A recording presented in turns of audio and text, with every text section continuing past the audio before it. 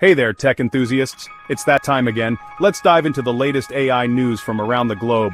I'm here to keep you updated on the most exciting developments. First up, we've got some big moves from OpenAI. They've just released GPT-5, and it's blowing everyone's minds. This latest model boasts enhanced language understanding and creativity, making it a game changer for developers and content creators alike. Imagine an AI that can write a novel or compose music almost as well as a human. Incredible, right? Next, let's talk about Google's new AI-powered health initiative.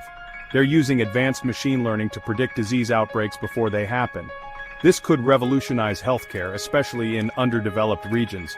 Early detection means quicker response times and, ultimately, more lives saved. Now, over in Asia, there's a fascinating development from Huawei. They've launched a new AI chip that's designed to boost smart device performance. This chip promises faster processing speeds and better energy efficiency, which could lead to more powerful smartphones, tablets, and even smart home devices. The future of personal tech is looking sharper and smarter.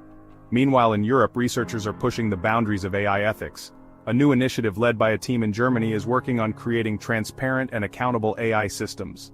This is crucial as AI becomes more integrated into our daily lives.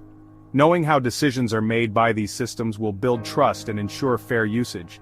And lastly, let's not forget the latest from the robotics world. Boston Dynamics has unveiled a new AI-driven robot that can perform complex tasks with stunning precision. From warehouse automation to search and rescue, these robots could soon become indispensable. So there you have it. The AI landscape is evolving at breakneck speed, and it's an exciting time to be a part of it. If you enjoyed this update, make sure to hit the like button and subscribe for more tech news. Stay curious, stay informed. See you next time.